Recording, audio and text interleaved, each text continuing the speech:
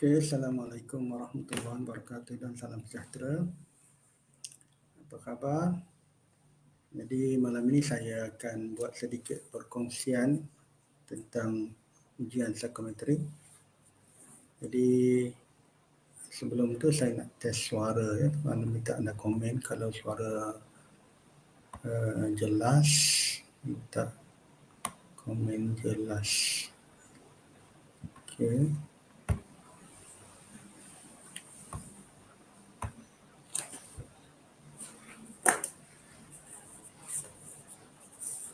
Jelas tak suara saya?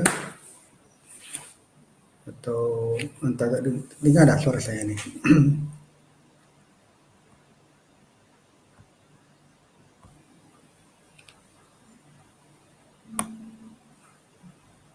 Saya rasa saya dah letak quite volume dia ada yang sesuai. Tolong komen dulu supaya kita berjalan dengan lancar ya. Nanti saya cakap, saya bagi beberapa panduan ataupun perkongsian informasi anda tak dengar, dia rugilah. Jadi minta tolong komenkan. Minta saya tengok dalam handphone saya. Kalau anda komen, saya boleh nampak lah. Okey tak suara? Dengar tak?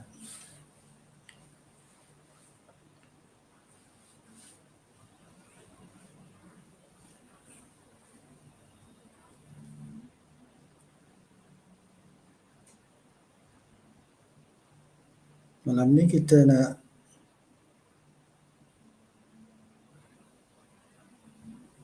kongsikan tentang ujian psikometrik ni. Mungkin bagi yang pernah mengikuti ujian psikometrik dan pernah ikut live saya sebelum ini, anggaplah sebagai satu pengulangan dan satu menambah lagi anda punya kefahaman tentang ujian psikometrik ni. Okey, terima kasih kepada yang respon kat sini. Yang nak saya nampak kat sini adalah Syafiqah Yusrizan dan ada dua lagi Facebook user sebab anda tak bagi kebenaran kepada StreamYard, jadi dia tak nampak komen anda lah. Tak apa. Okey, boleh nyatakan psikometrik. Malam ni kita akan sebagai utamanya ialah untuk W19 W19, tapi sebenarnya apa yang kita bincang malam ni anda boleh gunakan juga untuk exam lain. Setahu saya ada exam pada 8 hari bulan, ada exam pada 9 hari bulan November dan juga 10 hari bulan November. Jadi okey, yang suara tu okey, saya akan suara high suara ni. Okey, boleh anda nyatakan ya? Boleh anda nyatakan ujian ini kali yang keberapa ni? Ujian yang psikometrik ni kali keberapa yang anda akan duduki? Kali keberapa? Saya tekan sini. Okey. Cuba jawab dalam komen, nak tahu adakah first time kali pertama ataupun adakah dah banyak kali. Dan jika first time, apa yang anda faham tentang psikometrik ni? Bagi yang dah banyak kali ambil exam SPA, mungkin anda ini first time ambil psikometrik. Sebelum ni anda mengambil dipanggil PC aptitude, PC aptitude yang ada matematik, ada bahasa Inggeris, ada pengetahuan am. Tapi kali ini ialah sejak awal bulan 3, SPA telah mengubah pendekatan. PC sekarang ialah kepada psikometrik. PC kepada psikometrik. Jadi kalau ada jawab nak banyak kali banyak kali. Tak apa. memanglah kita memang sebenarnya psikometrik ni dia susah untuk lulus, terutamanya bila kuota ada sedikit, ya. Kuota dia terlalu sedikit. Misalnya baru ni untuk penolong pegawai asrama dekat saya, dia hanya ada kekosongan 3, jadi yang akan lulus hanyalah 30. Jadi memang satu tugas yang sukarlah untuk anda lulus lah, ya. Nah, jadi hanya mereka-mereka yang kata ada rezeki dapat lulus lah. Namun begitu ada juga banyak juga jawatan-jawatan di mana kekosongan dia banyak seperti yang kita nak bincang ni, maka peluang untuk lulus itu adalah lebih tinggi. Okey, saya akan kongsikan apa yang saya ada.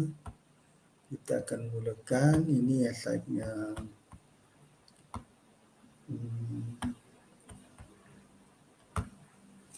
okey.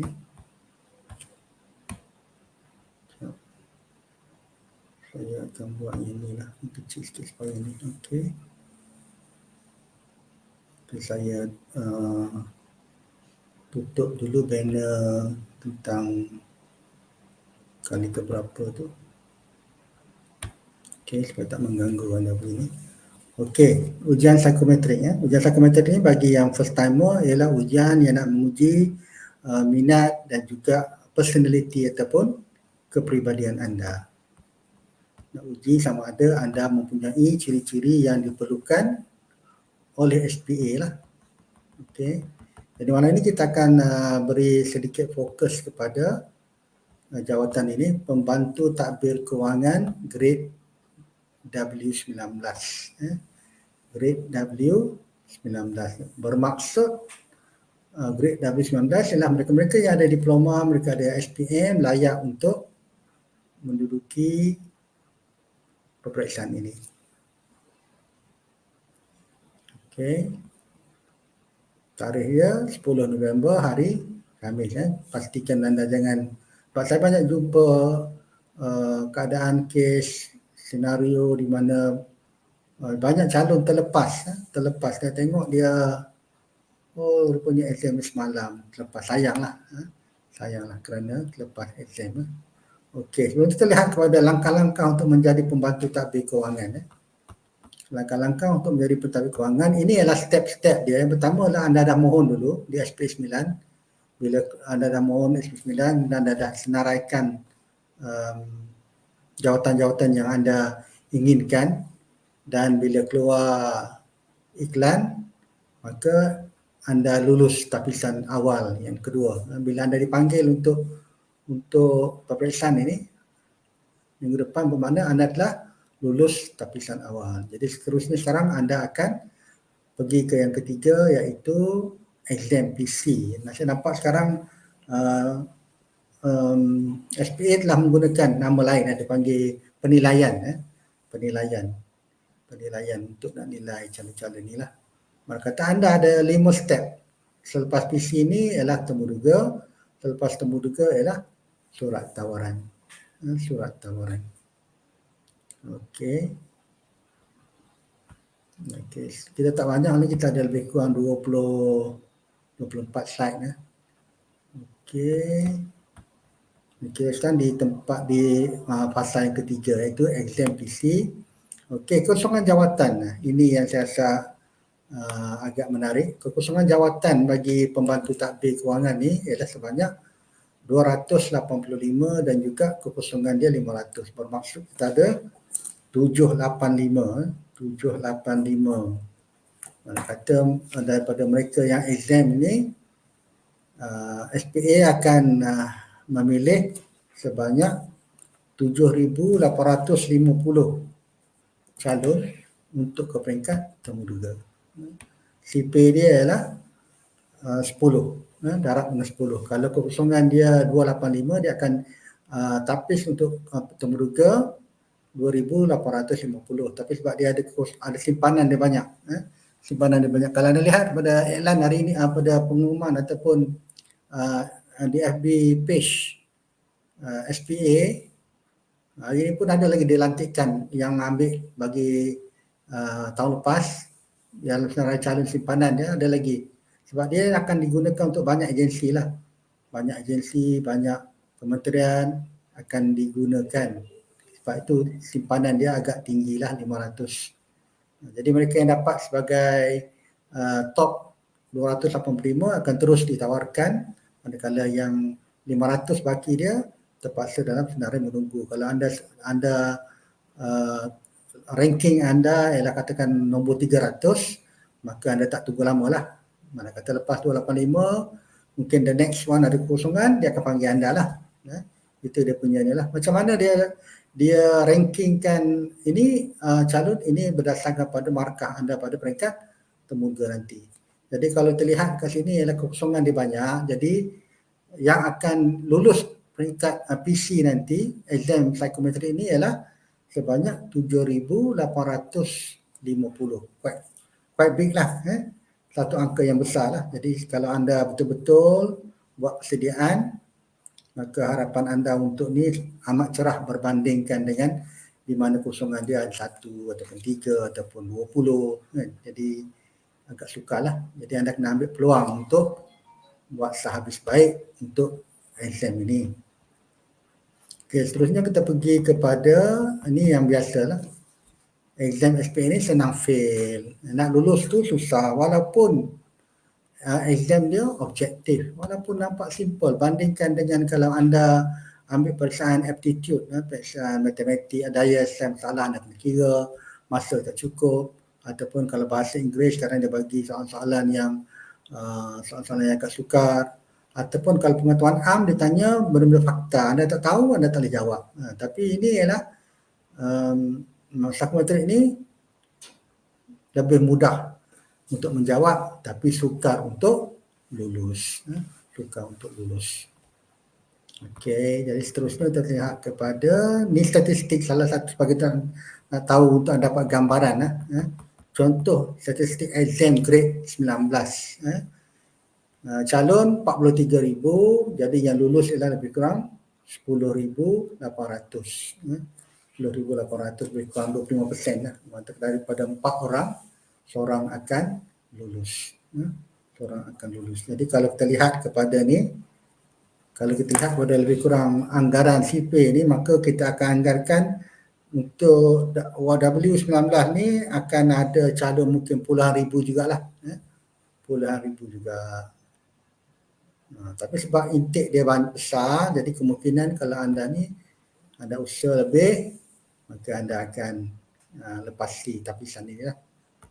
Okey, adakah ujian psikometri ini susah? Sebenarnya tak susah. Kalau anda dah biasakan, anda dah bersedia daripada awal, anda banyakkan buat latihan.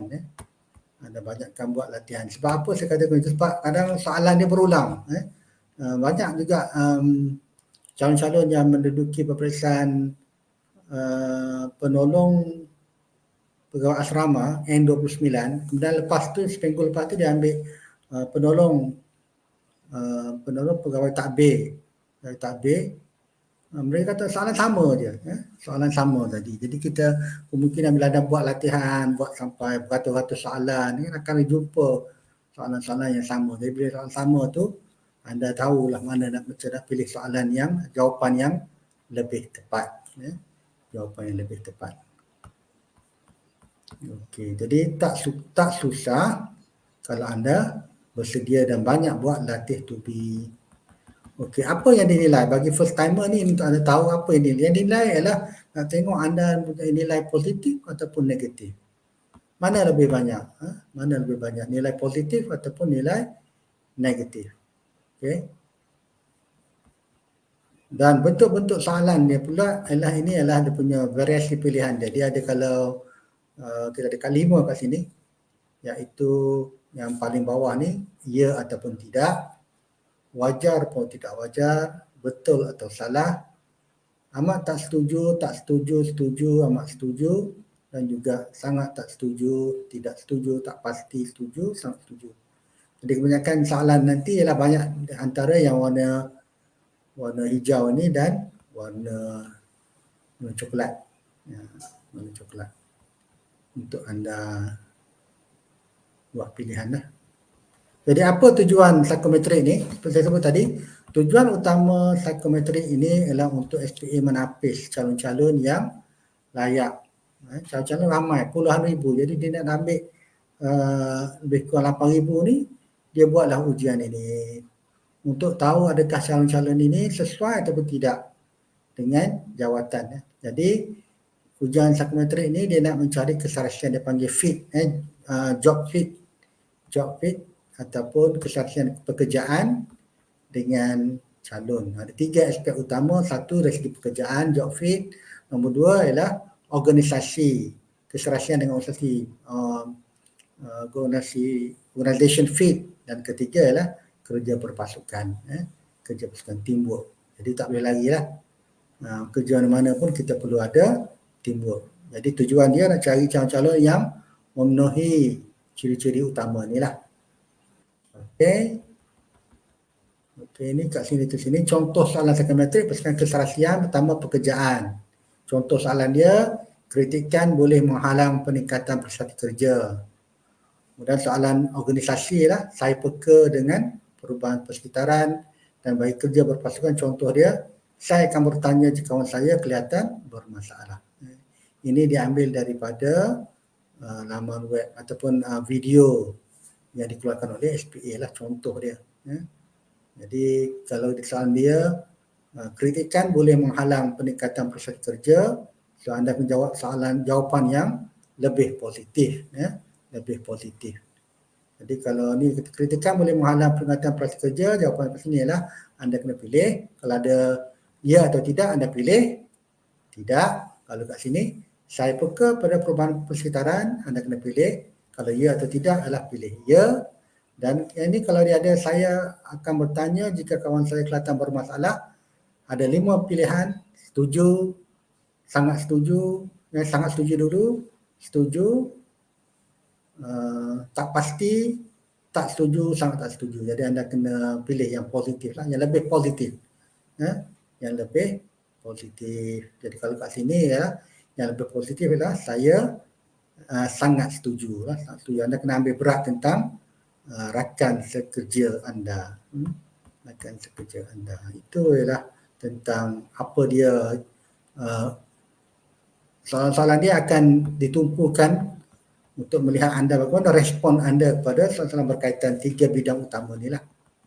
Okey, sikap yang diuji pula ialah dari segi disiplin, soalan begitu disiplin, amanah, tanggungjawab, teliti, kerjasama, analytical atau anda jenis orang yang teliti, extroversi, suka bergaul, social, suka bergaul.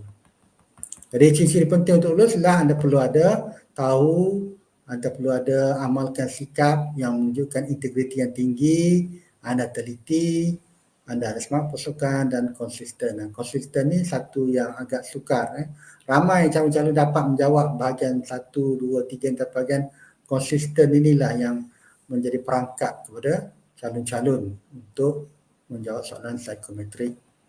Okey, tips menjawab soalan dia. Pertama, saya contohkan sini adalah kenali dulu pernyataan sama ada positif ataupun negatif. Kalau ayat positif, anda pilihlah pilihan ya ataupun kerap ataupun sangat setuju.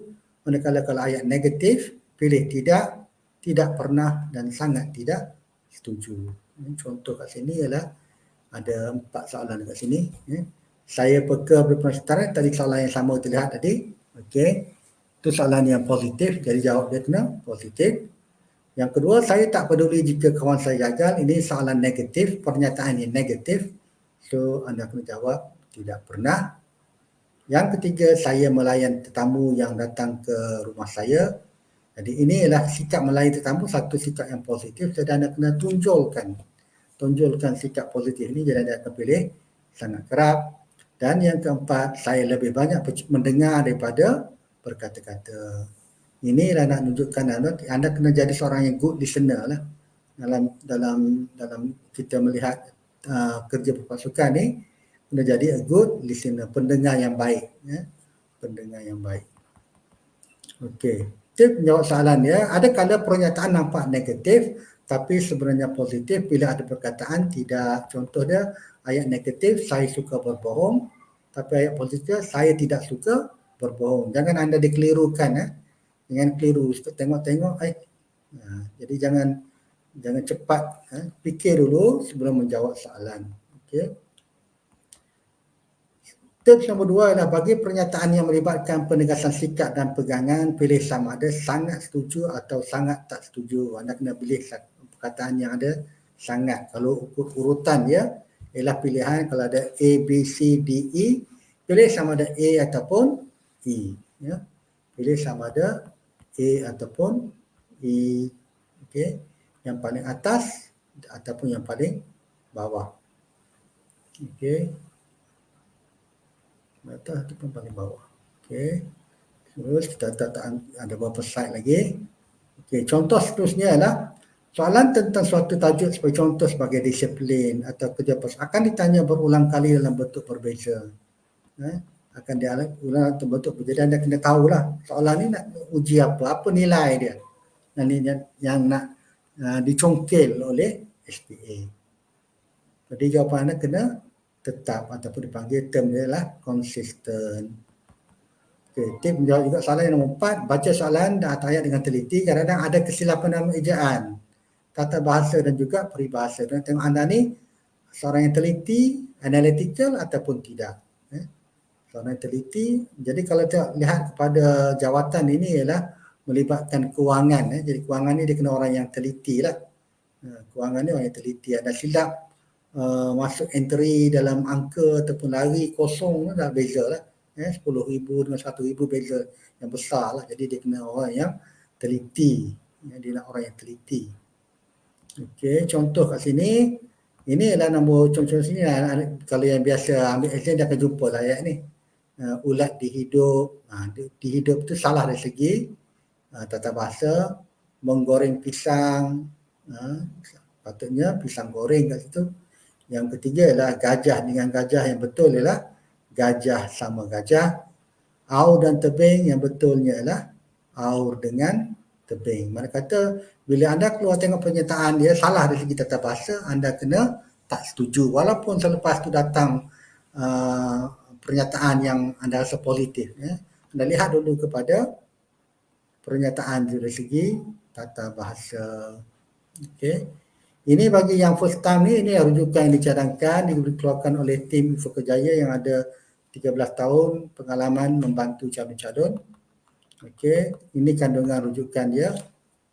Teknik betul menjawab, teknik yang betul untuk menjawab, penerangan format exam, 200 soalan dan jawapan, penerangan setiap jawapan dan juga perangkap ujian. Dan ini ialah yang saya tawarkan kepada mereka-mereka yang dapatkan rujukan ni lah. Rujukan ini. Okey. Itu untuk sesi perkongsian saya. Jadi kalau ada apa-apa soalan, anda boleh tanyalah. Kalau ada soalan apa-apa, nak tanya apa-apa, boleh tanya.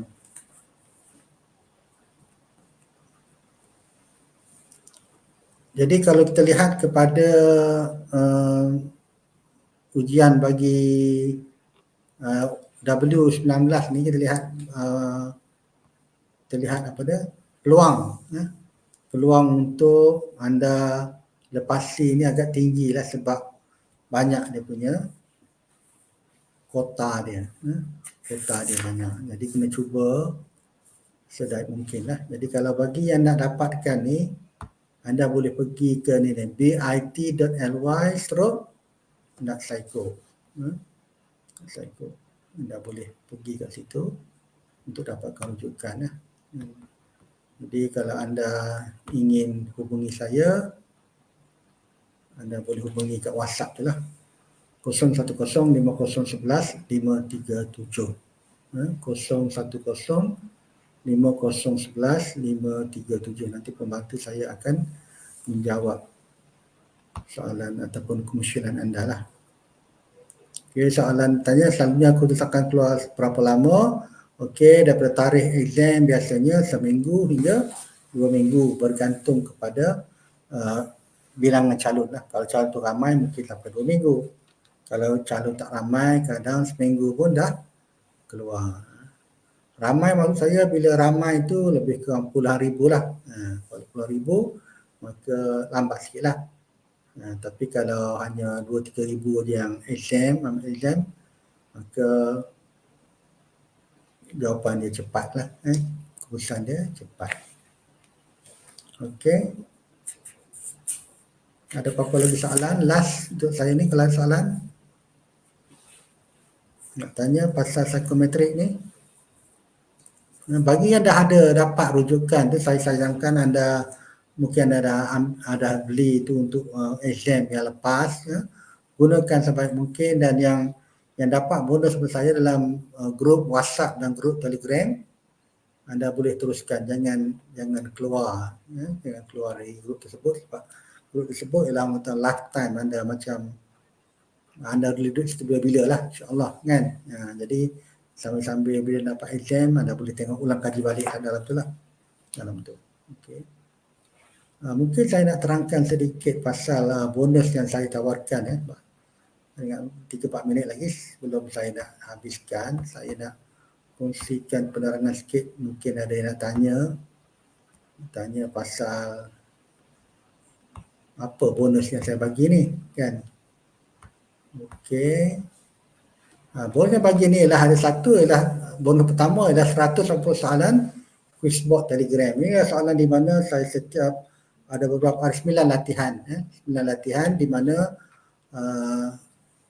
setiap latihan ada 10 soalan. Anda di masa untuk permulaan dia 30 saat, kemudian tingkatkan lagi ada 20 soalan dijawab dalam masa yang pertama 45 saat, yang kedua 30 saat, dan ada last kali 50 soalan dalam 15 saat. Yang kedua adalah bonus e-book ekstra, ada beberapa soalan lain sebagai tambahan.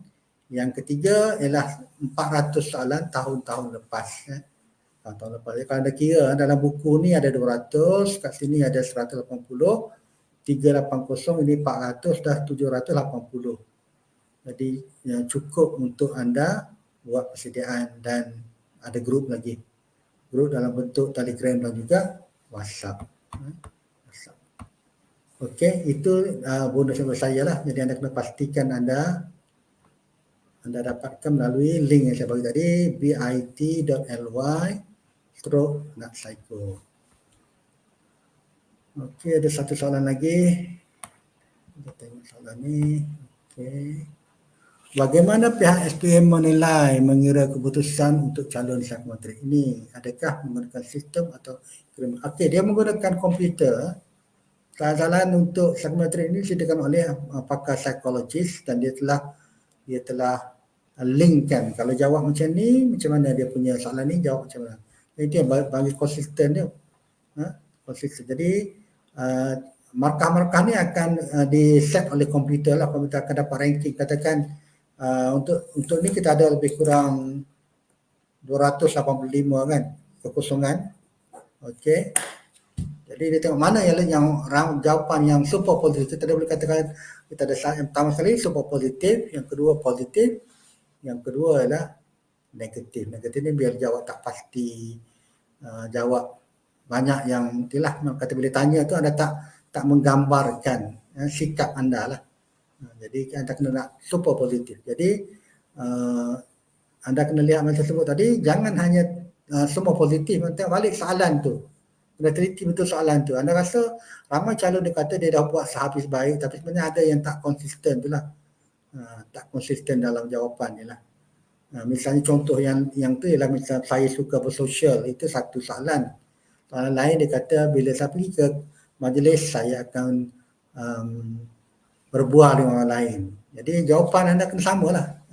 Kalau jawapan kat sana ialah setuju, sini pun kena setuju.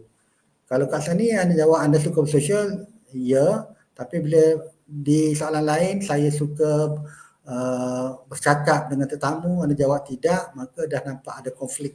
Bila konflik itulah maka tak konsisten. Okey. Jadi saya rasa itu saja. Ada lagi soalan dah nak tanya?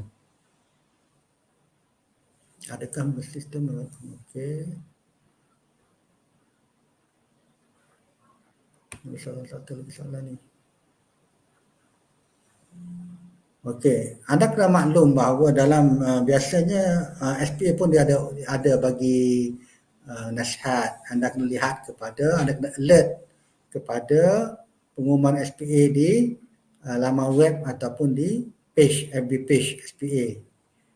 Di samping itu ada juga dia akan hantar dengan email, tapi kadang sebab ramai, maka mungkin ada yang lambat terima. Jadi anda kena, kalau nak tahu cepat, anda tengoklah kepada FB page SPA 9. Dan juga anda boleh juga anda subscribe kepada channel Telegram saya, di mana saya sentiasa update apa-apa pengumuman, keputusan ke, jadual, iklan kosong ke, anda boleh subscribe kepada saya punya channel yang saya dekat, iaitu Berita SPA 9. Berita SPA 9. Saya tulis sikit kat sini.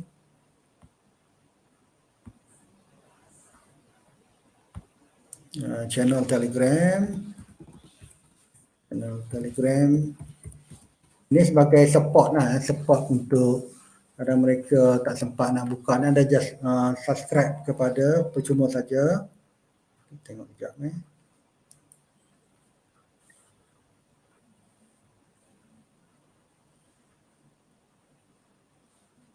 Okay.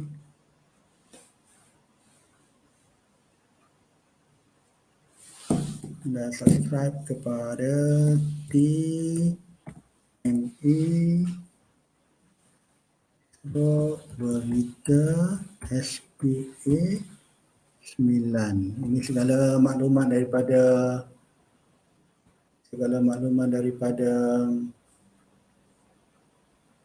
SPA saya update lah.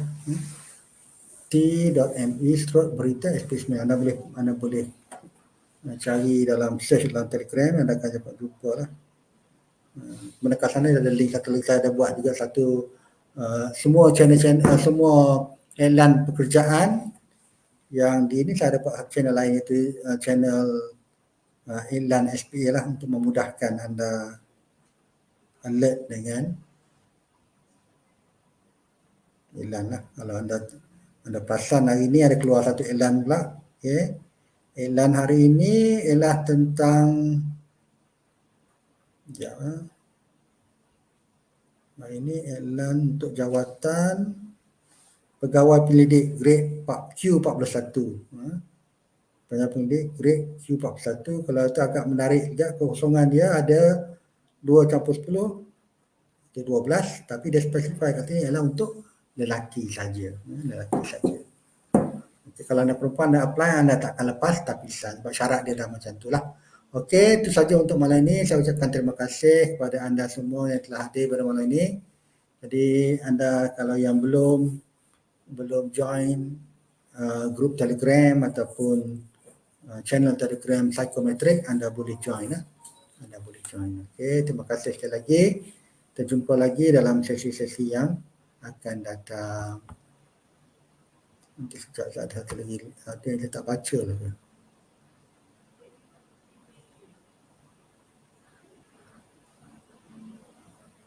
Oh, ni ada satu soalan saya sudahkan ini. Ada satu jawatan yang saya percaya, tapi ini saya jawab tapi tak tulis walaupun soalannya. Itulah kata sebab dia mungkin, sebab kuota dia sikit. Ya. Kuota dia 3 je. 1+2. 3, orang kata dia akan pilih 30 orang untuk temuduga. Memang sukar lah. Sukar. Tapi cuba lagi lah. Ada orang berjaya lepas 6, 10, 14 kali pun ada.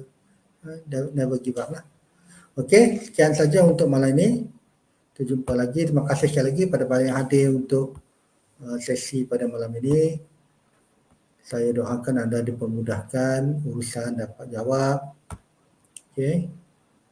Kita jumpa lagi. Assalamualaikum warahmatullahi wabarakatuh.